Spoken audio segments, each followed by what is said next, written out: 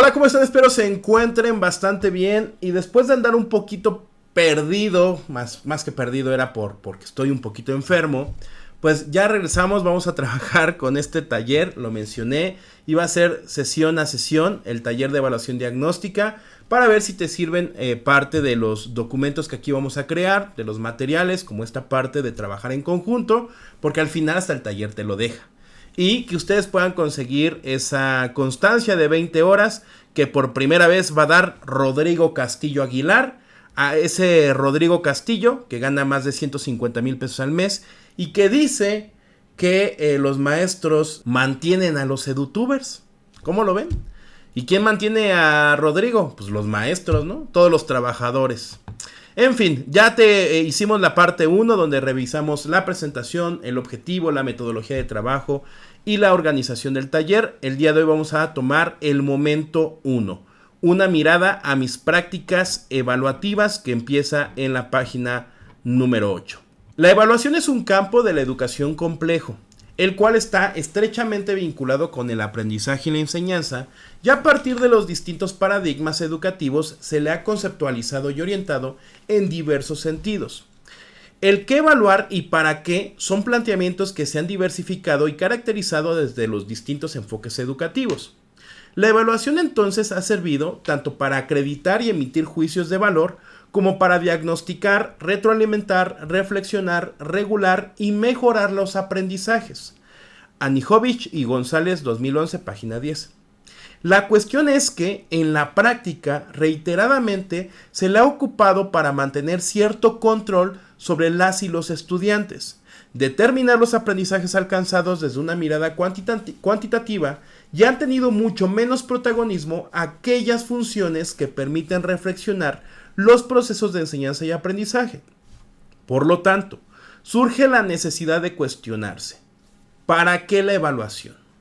Como docente, a lo largo de tu trayectoria, has transitado por muchos procesos de evaluación desde distintos enfoques y paradigmas.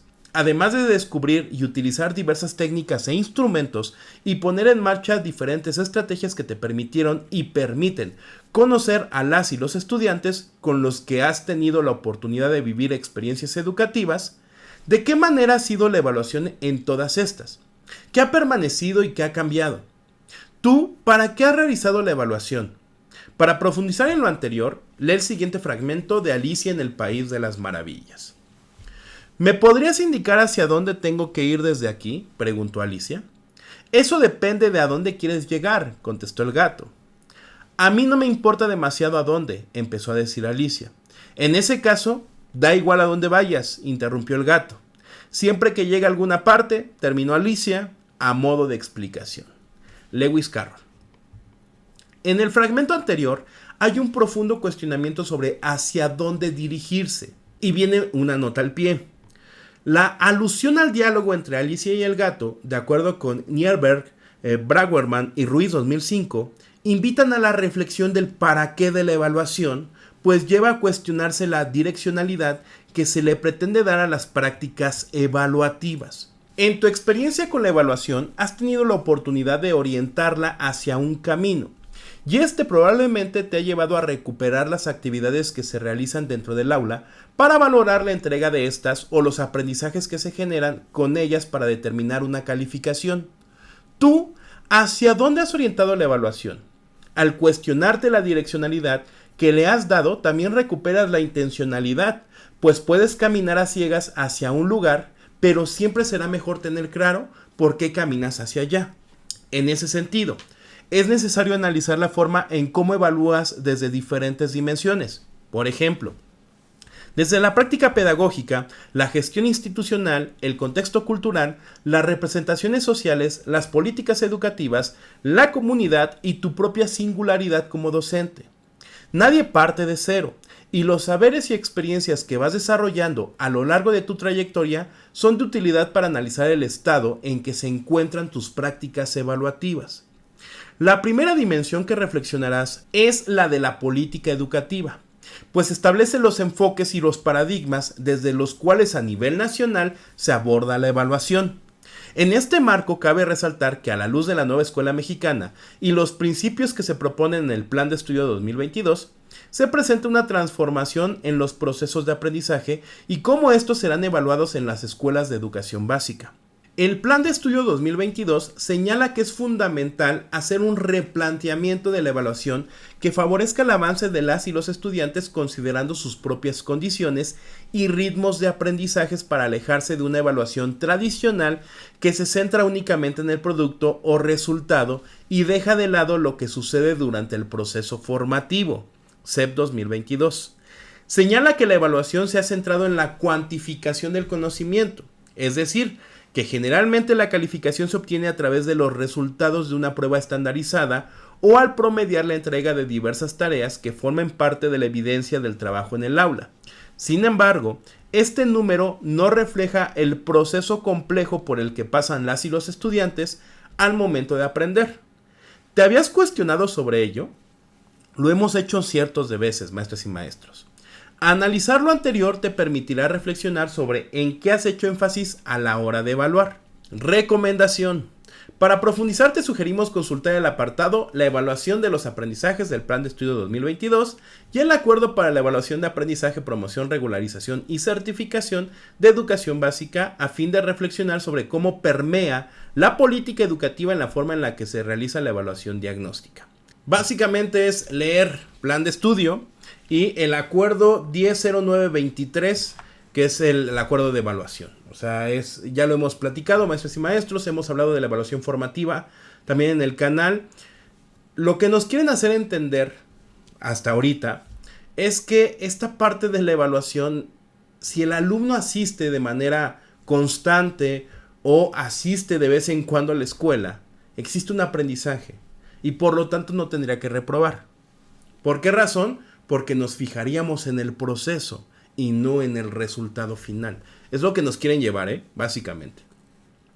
Por otra parte, también es necesario comprender a la evaluación de los aprendizajes como un elemento del proceso formativo, en el que es fundamental el vínculo pedagógico docente-estudiante, es decir, tiene como base la relación pedagógica que las maestras y los maestros construyen con sus estudiantes en el marco del aula, la escuela y la comunidad. CEP 2022. Lo anterior lleva a abordar otras 3 dimensiones para analizar tus prácticas educativas. Por un lado, la que tiene que ver con tu práctica docente. Por otro, tu singularidad como docente. Y finalmente, los vínculos que construyes con la comunidad educativa a partir de la evaluación. Retomando tu experiencia, reflexiona sobre las siguientes preguntas. Ok, vamos a reflexionar. ¿Qué concepciones o definiciones tengo sobre el aprendizaje, la enseñanza y la evaluación? Bueno, sería sencillo, ¿no? Aprendizaje. De aprendizaje tenemos que es el proceso para adquirir conocimientos, habilidades, conductas, valores, saberes. Esto puede ser a través de la experiencia, puede ser a través del estudio, etcétera, ¿no? Pues la enseñanza es la acción, ¿no? Para poder transmitir estos conocimientos, estas habilidades, porque puede ser de diversas formas. Y la evaluación, pues la evaluación se da para ver cómo va este proceso, ¿no? Cómo, si lo que yo he transmitido en la parte de la enseñanza para lograr el aprendizaje, si se está logrando como según, podríamos decir, según los estándares, o sea, podemos colocar como estas medidas para saber si se está logrando o no se está logrando. Regularmente vamos sobre el perfil de egreso, sobre el proceso de desarrollo de aprendizaje en este caso. En anteriores momentos era el aprendizaje esperado, por ejemplo, ¿no?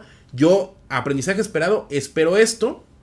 Hay un proceso de enseñanza y para transmitirte este aprendizaje y después evaluamos para ver si lo lograste o si no, en qué nivel se logró. Puede ser que dentro del mismo proceso de enseñanza hayan existido algunos tropiezos que no permitan que se desarrolle, que se logre las metas que yo tenía previstas. ¿Cuál es la relación que puedo establecer entre los procesos de enseñanza, aprendizaje y la evaluación? Están vinculados, ¿no? Repito, enseñanza, o sea, parte de aquella persona que quiere transmitir algo. Aprendizaje, la persona que lo va a recibir, ¿no? Y Porque al final este aprendizaje se puede dar de manera mutua. No solamente existe el docente, existe el alumno y entonces el docente enseña y transmite aprendizajes. No, sino también existe esta relación donde como él aprende, yo también aprendo. Y una evaluación. En esa evaluación existe una retroalimentación sobre este proceso de enseñanza-aprendizaje, ¿no? O sea, va vinculado. Podemos hasta separarlo por círculos. Tengo aquí la enseñanza, tengo aquí el aprendizaje, hay líneas que lo unen y dentro de estos dos circulitos existe un círculo mayor que es la evaluación. La evaluación sobre el proceso, la evaluación sobre la persona, la evaluación del todo. Entonces, ¿están vinculadas? Por supuesto que sí. ¿Qué papel tiene la evaluación en mi práctica docente? ¿Cómo la llevo a cabo? Debemos de considerar también muchos elementos. Yo soy de secundaria, ¿no? Entonces, me voy a poner como en el papel de docente. Yo tenía... En ese momento eran solamente 19 horas, tenía 3 grupos, los veía diario y cada grupo se constituía de 45 alumnos y los veía 1 hora diario, o sea, 50 minutos diario. Entonces, el papel de la evaluación era una evaluación cualitativa. Me fijaba más en el tema de colocar en la boleta de evaluación, porque al final nos lo piden, es parte del acuerdo, un número. Y también este número nos ayuda, porque sí lo hemos utilizado como un tema de control en el aula. Si el alumno o los alumnos se portaban mal, yo sí los colocaba, era restarle un punto menos al estudiante, o un punto menos al grupo o a la fila. Entonces había un tema de control también en la evaluación. Sin embargo, yo que soy de matemáticas, sí revisaba todo lo que hacían. Y entonces veía dónde se equivocaban. Si hacíamos un problema que tenía diferentes operaciones, desde donde estaba el error, se los marcaba para que ellos identificaran qué había sucedido. Y no le daba la misma evaluación que alguien que había tenido la respuesta correcta. Sí me enfocaba más sobre la respuesta correcta que sobre todo el proceso. Eso es cierto. Sin embargo, consideraba su esfuerzo. El alumno no reprobaba, pero tampoco no era un alumno que tuviera una calificación de 9, de 8. Regularmente era de 6, 7. Algo que no hice y que también debería de haber considerado es cómo ellos me evaluaban a mí. Yo me consideraba un buen docente, ¿no? Porque al menos existía aprendizaje, como que los padres de familia de pronto te lo recordaban, pero había algunos que no lograban aprender al 100% o no en las metas que yo me proponía, pero jamás se los pregunté. Nunca tuve visita de un jefe de enseñanza, tuve visita por parte de mis autoridades y dentro de los rasgos que ellos evaluaban, pues estaba bien, estaba dentro del estándar correcto, entonces nunca hubo una reflexión más allá sobre el tema de la evaluación. Cuando evalúas una actividad o evidencia, ¿cómo mantienes la objetividad en la valoración? ¿Consideras que hay ocasiones en las que has valorado desde la subjetividad? ¿Por qué? Sí, consideramos, por ejemplo, si el alumno estuvo enfermo. Imagínate que era un alumno que faltó una semana a clases y te enteras de que estuvo enfermo y obviamente eres un poquito más flexible en esa parte de la evaluación. Si tienes algún alumno con discapacidad, eres más flexible con la evaluación. Ese alumno que de pronto no te entregaba nada y ese día te entrega, eres flexible en la evaluación. Entonces sí, creo que al final somos sujetos, no podemos ser tan objetivos. Hay alumnos que nos caen mal, seamos claros, seamos sinceros, y no los evaluamos mal, pero somos más rigurosos con ellos, ¿no? Si aplicamos tal cual como debe ser al 100% todos los aspectos. Y tenemos alumnos que llegan a ser de 10 y que se llegan a equivocar y que decimos, ay, bueno, medio punto, 9.5, ¿no? Y somos, creo yo, hasta un punto más humanos en esos elementos. Entonces, somos subjetivos. Siento que varios docentes lo somos, no somos objetivos al 100%. Algunos aplican una rúbrica y aún así dentro de la rúbrica hacen las adecuaciones para pues que no salgan tan mal. Otro elemento, no salgan tan mal. Porque también las estadísticas de evaluaciones llegan a ser un referente en el Consejo Técnico Escolar y de pronto evidencian a los maestros que tienen mayor reprobados o que tienen mayores alumnos con 6. empiezan a evidenciar. También para eso se utilizan las evaluaciones, las calificaciones y demás. Entonces, híjoles, yo sí he sido subjetivo, la respuesta es sí. ¿Por qué? Porque soy un sujeto, básicamente. Porque soy humano y porque entiendo que hay ciertos elementos que hay que diferenciar dentro de la evaluación. Ahora bien, en una concepción tradicional siguiendo a Demott 2020, la evaluación busca la reproducción de los saberes, la memorización de contenidos y la repetición, mientras que una evaluación alternativa, auténtica o formativa está orientada al desarrollo de aprendizajes cooperativos, en la que se considera a las y los estudiantes en el proceso de aprendizaje y de evaluación, en los que puede significar la construcción del conocimiento y la evaluación como parte de un proceso de constante desarrollo y construcción. Al respecto, Vallejo y Molina 2014 señalan que una concepción tradicional de la evaluación es ante todo sumativa y homogeneizante. También hay que recordar que así nos educaron y que de pronto los padres de familia así quieren que se les evalúe a sus hijos, Eso no hay que dejarlo de lado. A lo largo de tu vida personal y profesional, has tenido la oportunidad de acercarte a la evaluación desde distintos roles. Te invitamos a realizar un ejercicio en el que analices cuál era la concepción que tenías de la evaluación en cada rol de la siguiente tabla. Esta tabla se las voy a poner ahorita en formato de Word para que ustedes la tengan. Digo, no sé si nos la piden, pero la van a tener en formato de Word. Voy a dejar una carpetita con todos los materiales para que ustedes sean más fácil el llenado y no tengan que estarlo teniendo aquí, que es un formato PDF, ¿no? Y dice, a ver, voy a platicarles. Mi experiencia con la evaluación, ¿cómo ha sido? Puedes escribir cómo te sentías, las emociones que experimentabas o las ideas generales que tenías. Como estudiante. Miren, como estudiante yo tenía miedo, porque mi papá siempre fue comerciante. Y entonces a mí no me gustaba ser comerciante, se me hacía muy pesado. Y una vez me acuerdo que dijo, si tú repruebas, te saco de la escuela y te vienes a trabajar. Yo ya trabajaba con él, o lo ayudaba, no al 100%, pero le ayudaba. Y entonces pues a mí me daba mucho miedo. Traté siempre de no reprobar. También era muy competitivo. Y entonces existía el cuadro de honor y siempre quería yo aparecer ahí. Y tenía compañeros que eran muy buenos. Me costó, siempre fui como un alumno de 9.5, 9.4. Y ellos eran alumnos de 9.7, 9.8. Jamás logré ganarles en ese punto. Una vez reprobé en un bimestre educación física. Por una situación del maestro, básicamente. O sea, fue un error, vamos a llamarlo así, ¿no? Entonces reprobé y resulta que pues yo me puse a llorar. Porque yo sentía que mi papá ya me iba a sacar de la escuela, ¿no? Ya cuando le expliqué, bueno, ahí estuvo la situación. Y desde ese momento dije, no quiero reprobar y jamás reprobé. Entonces, como estudiante en algún punto llegué a tener miedo porque... hasta en casa, si tenías malas calificaciones, a mí me agarraban con el cinturón, a mí sí me daban, entonces eso siempre lo sentí. Como ciudadano, dice, al hacer una prueba de manejo o en una entrevista de trabajo. Cuando yo salgo de la normal, 2 años antes, todavía entregaban las plazas según el promedio, también existía como esta lista de los normalistas que sacaban buen promedio, y que ya habían terminado la escuela para darles plaza. Y se entregaban, tengo entendido, de la calificación más alta a la calificación más baja.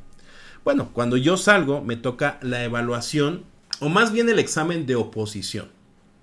Y lo vi también como un tema de un reto, de enfrentarme contra mis compañeros.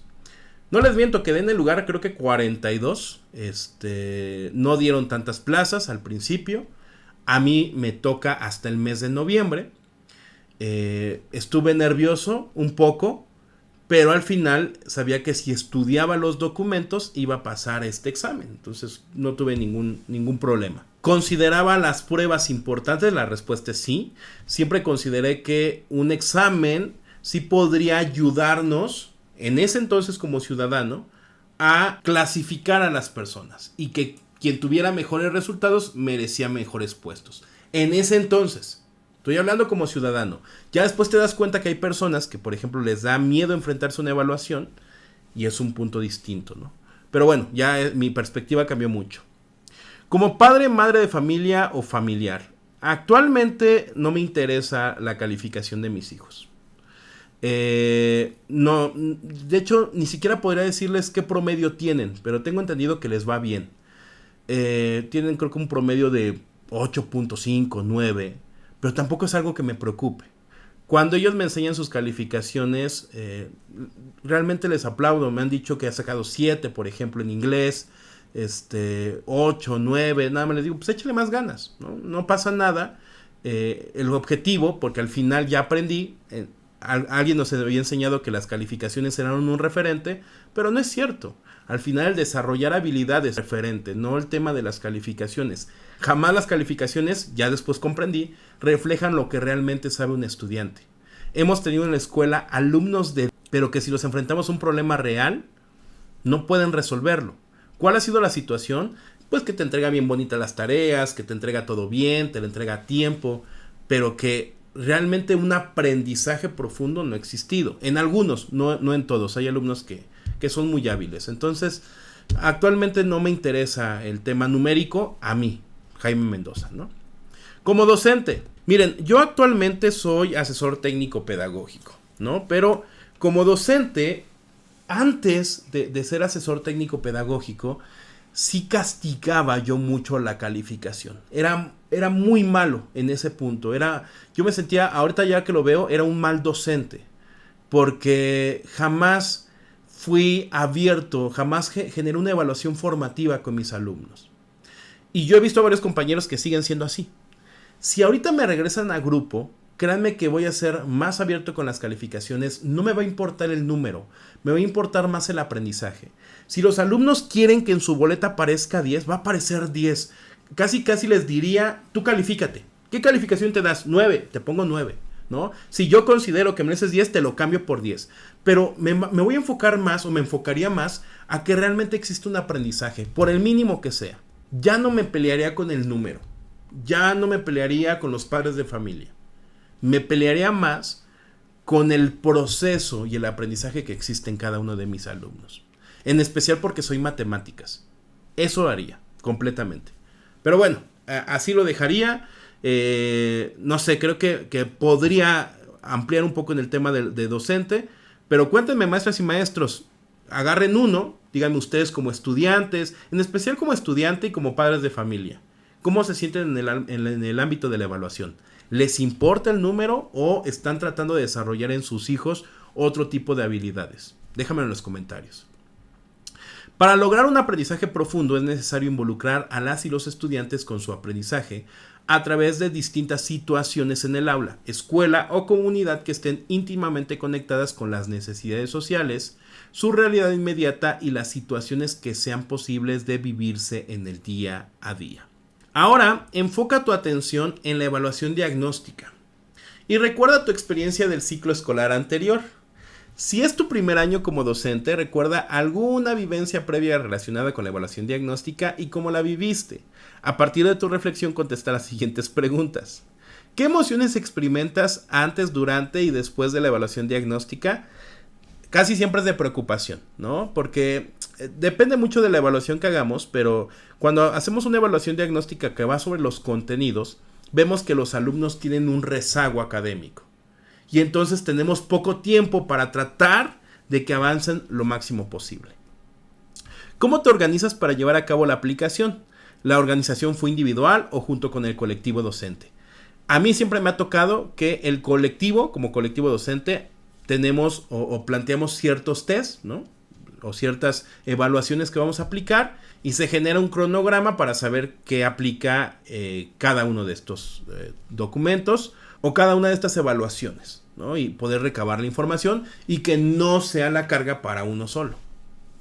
Si participaron otras y otros actores en la comunidad en la evaluación, ¿cómo lo hicieron? Repito, desde el consejo técnico nos ponemos de acuerdo. La que ya es sobre conocimientos, eso sí ya depende de cada uno, ¿no? Pero tratamos de recopilar la información de cada uno de los estudiantes que creemos nos es útil. ¿Crees que los resultados te permitieron obtener información suficiente para conocer el proceso de aprendizaje de las y los estudiantes? El proceso de aprendizaje no del todo, pero sí el ritmo y el estilo de aprendizaje. Que por cierto, el tema del estilo, híjoles, es que hay un tema bien extraño en redes sociales, pero yo lo sigo aplicando para ver si es visual, si es auditivo, si es kinestésico, o cuál predomina, pero sabemos que todos aprendemos de todo, entonces lo aplico, sí me ayuda, pero no al 100%.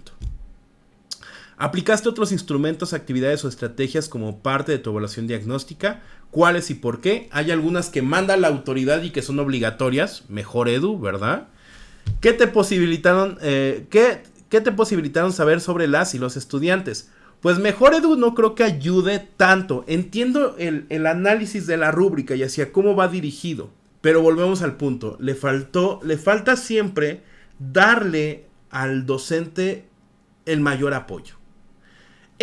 Por ejemplo, este taller nos puede servir, pero un taller autogestivo que tiene que hacer en horas fuera de clase. ¿Por qué razón? Y que en algunos casos y en algunos estados ni siquiera les van a dar constancia.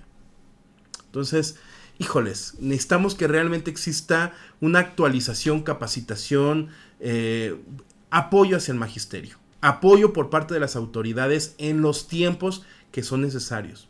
No lo hacen. Ciertamente la evaluación es un proceso complejo y es parte de la cultura escolar. Alrededor de ella se han configurado representaciones sociales en las que se les ha otorgado un sentido por cada uno de los actores educativos, ya sea como docentes, estudiantes o madres y padres de familia, y en el que influyen, como acabas de analizar, distintas dimensiones. Para Bogino y Bares, 2016, la educación es un proceso que condensa complejidades que resultan fundamentales para la reproducción y transformación del ser. En consiguiente, la posición de las maestras y los maestros desde esta complejidad posibilita considerar la pluricausalidad y las múltiples dimensiones que lo producen, pero ya no por separado, sino como un entramado que genera interrelaciones e interretroacciones entre ellas y otros acontecimientos sociales, como la enseñanza y el aprendizaje. Página 22. Y por lo tanto, de la evaluación.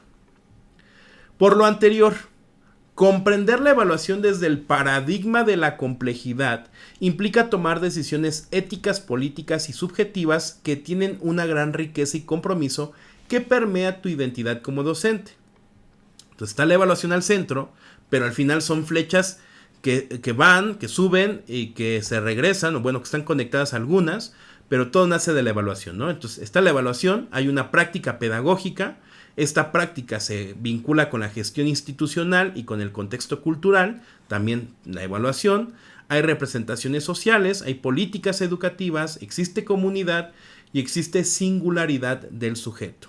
Y es figura 1, la evaluación desde el paradigma de la complejidad. De acuerdo con el esquema propuesto por Bogino y Bares, ¿cómo crees que intervienen estos aspectos en la evaluación? ¿Cómo describirías la vinculación entre ellos? ¿Por qué sería importante tomarlos en cuenta en el análisis de tus prácticas evaluativas? Además de las relaciones que se muestran, seguramente puedes pensar en otras de acuerdo con tu experiencia docente en esta materia. Y es que todo influye en el tema de la evaluación, ¿no? O sea, la SEP te pide calificaciones de 5 en adelante. Y hay que pasarlo. Y en secundaria, por ejemplo, ¿con cuántas disciplinas puede reprobar? ¿A cuántas se puede ir a extraordinario? ¿En cuántas se puede inscribir? Tiene que ver también la comunidad, la familia, porque en esa parte llega a afectar, ¿no? ¿De qué manera se vincula la familia en ayudar a la escuela? ¿Hay apoyo por parte de los padres de familia? Cuando no existe el aprendizaje, el padre de familia se acerca y apoya, o esta vinculación con la comunidad no existe, ¿no? Las prácticas que tienes uno como docente, bueno, todo esto obviamente va vinculado, podríamos hablar muchísimo, pero también parte del tiempo que se tiene para la evaluación y de lo mal que también lo manejan las políticas educativas. Podemos dejarlo ahí, ¿eh? Porque de pronto es que el maestro no hace, es que la escuela no hace, la SEP no hace, formación continua no hace. Eso es importante. En un recuadro como el que se muestra a continuación, escribe la forma en la que consideras que interviene cada uno de los elementos en los procesos de evaluación que realizas. Creo que se puede llenar de manera muy general, ¿no? Práctica pedagógica. ¿Qué acciones de evaluación llevas a cabo al inicio del ciclo escolar para conocer a las y los estudiantes? Pues todos los test que aplicamos, ¿no? Esta parte de un examen para revisar qué elementos tienen del ciclo escolar anterior, qué conocimientos, qué procesos de desarrollo lograron y necesito saber o que el alumno necesita saber para poder seguir avanzando. Todo lo que ustedes aplican de evaluación diagnóstica va aquí. Gestión institucional, cómo se organiza la escuela para realizar dichas acciones. También ayuda, ¿no? Desde el Consejo Técnico Escolar, qué acuerdos se tomaron. El contexto cultural, qué tan cercano es el proceso de evaluación diagnóstica para la comunidad educativa, supongo. Aunque no está tan vinculado, creo que podría servir que la misma evaluación diagnóstica nos dé esta vinculación con instituciones que puedan apoyar a la escuela. Es que el tema de la comunidad no está todavía vinculada al 100%. Lo estamos tratando de hacer, ¿no? Las representaciones sociales. ¿Qué percepción tienen los padres y madres de familia sobre las acciones que se llevan a cabo para evaluar? ¿Cuántas veces no hemos tenido queja de los padres de familia sobre las evaluaciones? Las políticas educativas. ¿Cómo influye la política educativa, el acuerdo de evaluación y el plan estudio en la forma en la que se realiza la evaluación diagnóstica? No solamente la diagnóstica, ¿no? Obviamente es un tema que nos piden y está generando también carga administrativa. Hay que colocarlo aquí. Es carga administrativa porque nos dicen, mejor Edu, ustedes deciden si lo aplican o no lo aplican y entonces llega la autoridad y dice esa fuerza.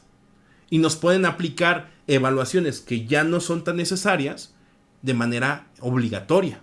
CISAT, por ejemplo. ¿Qué sí nos sirve de CISAT? ¿Qué no nos sirve de CISAT? ¿Es necesario? ¿No es necesario?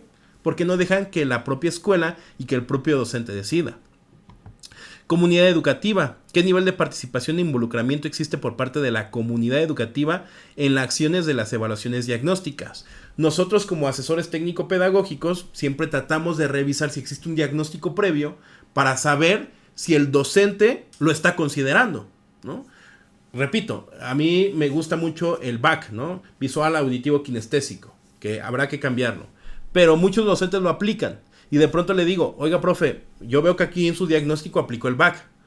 ¿Y por qué todas sus actividades, si usted me dice que el 80% de sus alumnos son auditivos, por qué todas sus actividades son visuales, por ejemplo? O son kinestésicos y por qué solamente son auditivo-visuales. Entonces, de pronto les dejo ahí esa duda y dicen, sí, no lo hemos aplicado en el tema de la planeación. Singularidad del sujeto. En tu experiencia como docente, ¿qué valores, principios éticos, nociones, posturas y experiencias influyen en la forma en la que evalúas? Ok, pues miren, híjole, es que esto ya es muy personal, pero gracias a ser asesor técnico pedagógico, todas estas nociones han cambiado. Si tú me preguntas ahorita, yo creo que, mira, yo tenía un porcentaje, no te miento, arriba del 15% de reprobados cuando estaba frente a grupo.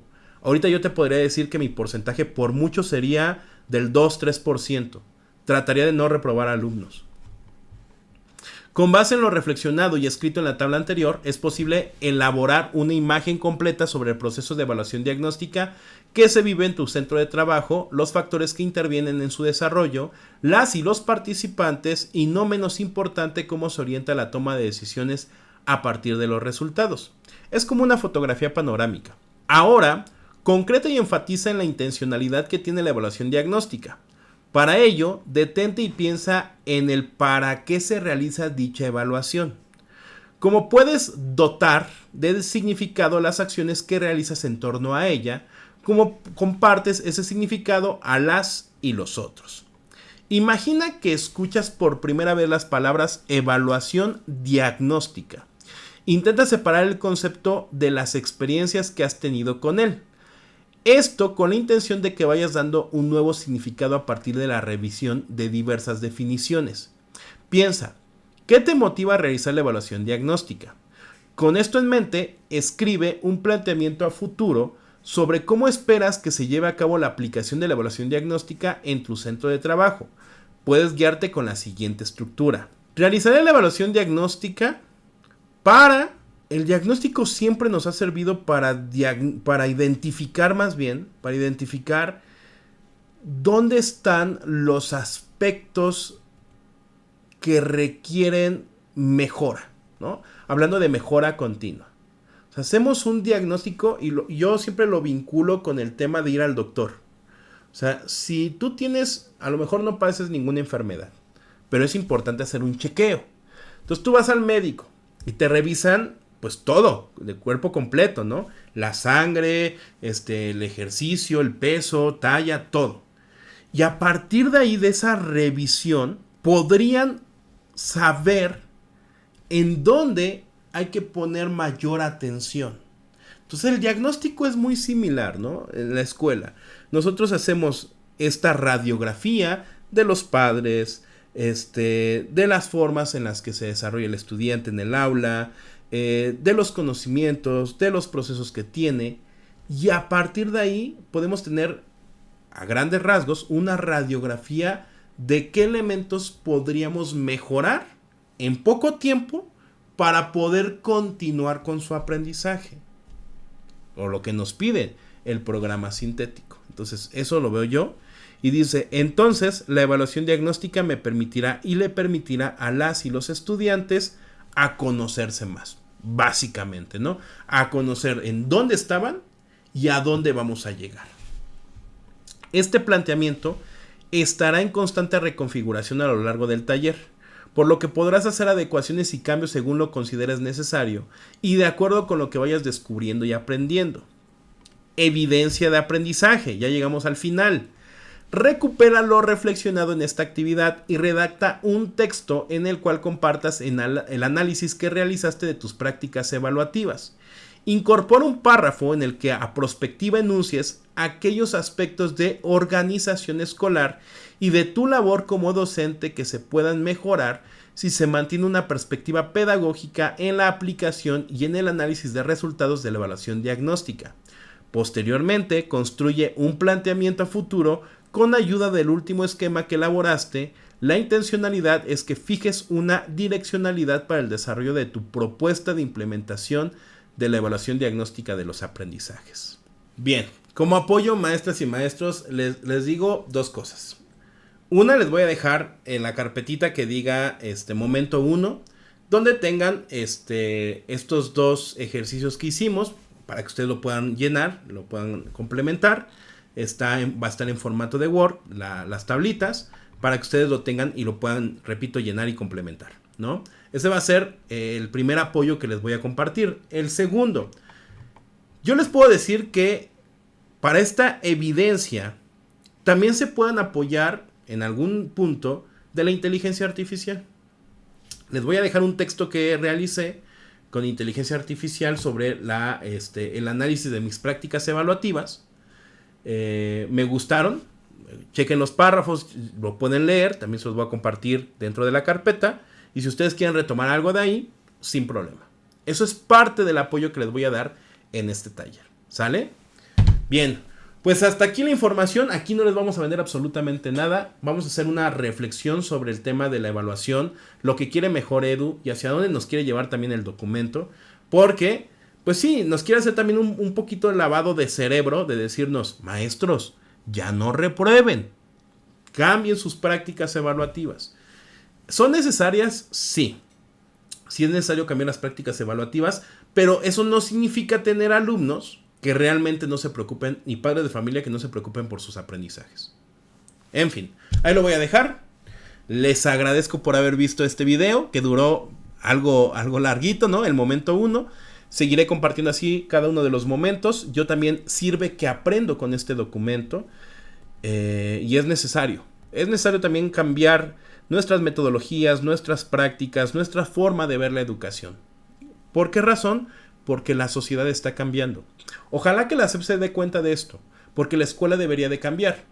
Sin embargo, con trabajo y tenemos los recursos mínimos para llevar a cabo nuestro trabajo, y eso no nos lo merecemos. En fin, hasta aquí la información del día de hoy. Les agradezco por haber visto este video. Si les gustó, suscríbanse al canal. En la descripción les dejo la liga para que ustedes den clic y los lleve a la carpetita. Así va a estar el momento 1, 2, 3, así se va a ir. Y también les dejo la liga del primer video donde hablamos acerca de cómo se compone este taller. ¿Ok? Cuídense mucho y si no los vuelvo a ver, buenos días, buenas tardes, buenas noches y buenas madrugadas. Bye. Muchas gracias por haber visto este video. Recuerda que puedes suscribirte al canal y activar la campanita para que te lleguen todas las notificaciones. Nada más ve a la campana y ponle todas. Que no se te olvide darle like al video, compartir y dejar algún comentario. Asimismo, te invito a mis otros dos canales, que es Mate Vlogs y James Vlogs. Y te dejo con las recomendaciones de estos videos. Cuídate mucho. Bye.